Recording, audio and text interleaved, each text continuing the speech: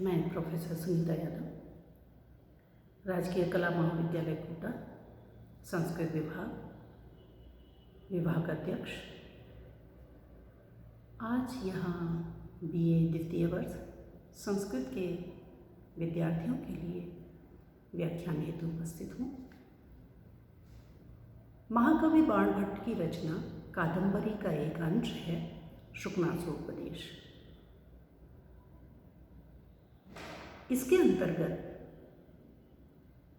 राजा तारापीड़ के पुत्र चंद्रापीड़ को, जो अपनी शिक्षा समाप्त कर चुका है और समस्त कलाओं में पारंगत हो चुका है, उसे राज्याभिषेक के समय तारापीड़ का मंत्री शुकनास उपदेश देते हुए कह रहा है कि संसार में 4 चीज़ें ऐसी हैं जो किसी भी व्यक्ति को पथभ्रष्ट करने में समर्थ हैं, पर्याप्त हैं। जैसे गर्भ ऐश्वर्य, तो गर्भ से ही किसी व्यक्ति को बहुत अधिक ऐश्वर्य की प्राप्ति, धन की प्राप्ति हो जाना, अप्रतिम रूप की प्राप्ति होना और अमानुषी शक्ति की प्राप्ति होना तथा युवावस्था, ये 4 चीज़ें किसी व्यक्ति को एक साथ मिल जाती हैं तो उसका पथभ्रष्ट होना, विनाश होना संभव है। वो व्यक्ति अपने आप को बचाए रखे, ये बहुत मुश्किल काम है। और आप भी, क्योंकि युवा हैं और आपको ये सारी चीज़ें एक साथ प्राप्त होने जा रही हैं, तो अत्यंत संभल कर रहने की आवश्यकता है। क्योंकि जो लक्ष्मी है, ऐश्वर्य है, धन संपदा है, वह बहुत ही विनाशकारी चीज़ है। व्यक्ति को जहाँ बहुत अधिक सुख वैभव देती है, वहीं उसके विनाश को भी, विनाश के कगार पर ले जाने में भी उसे समय नहीं लगता, अगर वह संभल कर न चला तो। और आप, क्योंकि आप अपनी प्रजा के कल्याण की कामना रखते हैं, इसलिए इस विषय में आपको बहुत सतर्क सजग रहने की आवश्यकता है। किस तरह से कि आलोकयतु तावत् कल्याण अभिनिवेशी लक्ष्मीम एव प्रथमम। अपनी प्रजा का भला चाहते हैं, इसलिए मैं आपको लक्ष्मी के विषय में ही सबसे पहले बता रहा हूँ कि ये किस प्रकार की है और किस तरह से इसके साथ आपको बर्ताव करना है, किस तरह संभल कर रहना है। ये जो राजलक्ष्मी है वह सुभट खड़ग मंडलोत्पल वन विभ्रम भ्रमरी लक्ष्मी ही। ये जो लक्ष्मी है वो कहाँ निवास करती है? जो वीर, बहुत अधिक वीर शक्ति संपन्न योद्धा हैं, उनकी तलवार रूपी वन में उसी प्रकार से इसके द्वारा निवास किया जाता है, जिस तरह से कि जो भ्रमरी है वह कमलोत्पल, कमल दल के पत्तों के बीच कमल वन में विचरण किया करती है। और कहने का तात्पर्य ये है कि योद्धा इसको अपनी तलवारों के बल पर युद्ध करके दूसरे राजाओं से उनको परास्त करके राजलक्ष्मी को प्राप्त करने वाले हुआ करते हैं।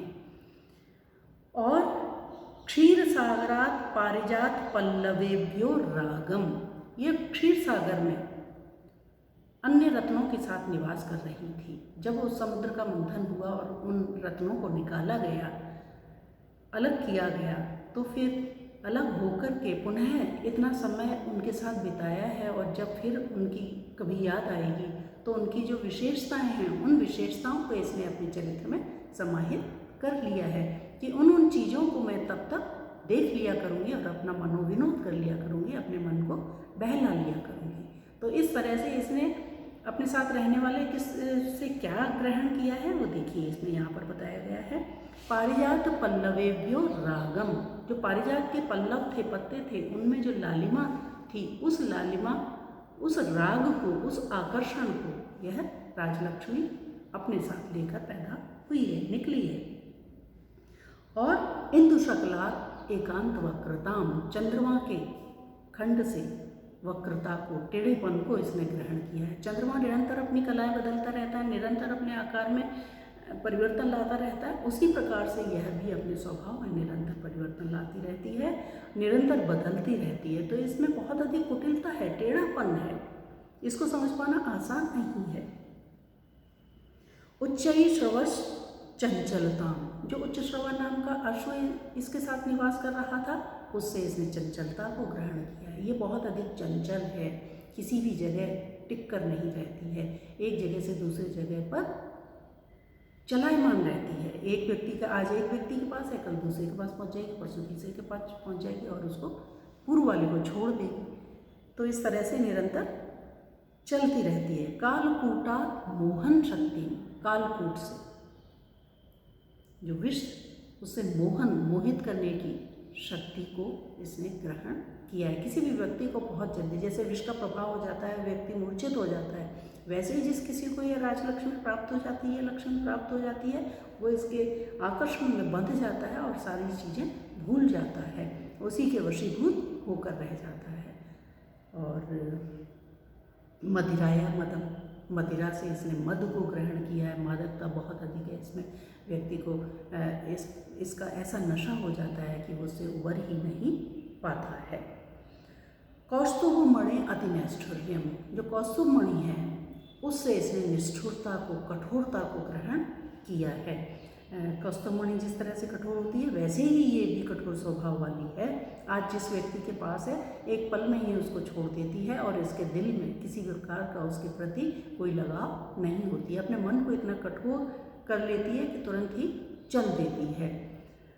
मेरे बिना वो व्यक्ति कैसे रहेगा, कैसे यापन करेगा, इसका उसके ऊपर कोई असर नहीं होता है। और इस प्रकार से ये इन तत्वों से विनोद के लिए विरह काल में इनसे मैं अपना मनोविनोद कर लिया करूँगी, यह सोच करके इन तत्वों को उनसे ग्रहण करके ये उत्पन्न हुई है। तो इसके चरित्र में इतनी अधिक विचित्रता है। अतः हे चंद्रापीठ, तुम्हें बहुत अधिक सजग और सतर्क रहना है, जिससे कि तुम भली भांति अपने राज्य का संचालन कर सको और जो तुम्हें राजलक्ष्मी प्राप्त होने जा रही है उसको संभाल के रख सको। क्यों? क्योंकि लब्धा भी खलु दुखेन परिपाल्यते। ये लक्ष्मी कैसी है कि पहले तो इसको प्राप्त करना मुश्किल है, और जैसे तैसे येन केन प्रकारेण व्यक्ति श्रम करके, परिश्रम करके इसको हासिल करता है, तो फिर इसको बचाए रखने की चिंता उसे सताया करती है, क्योंकि इसकी रक्षा करना बड़ा मुश्किल है। ये कभी भी कहीं से भी निकल जाती है, खिसक जाती है, पता ही नहीं चलता है। तो पहले तो प्राप्त नहीं होती, और अगर जिस किसी तरह से ये प्राप्त हो जाए तो फिर इसको बचाकर संभाल कर रखना बहुत मुश्किल है। तो इस प्रकार की यह राजलक्ष्मी है। यह लक्ष्मी का स्वरूप जो है वो बहुत ही विविधताओं से भरा हुआ है।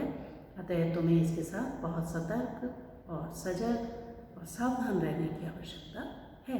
और यही वह अवसर है जब तुम अपने जीवन की अगली पारी शुरू करने जा रहे हो, तो वहाँ पर तुम्हें ये सारी बातें जिनसे तुम्हें सावधान रहना है और कदम कदम पर फूंक फूंक के आगे बढ़ना है।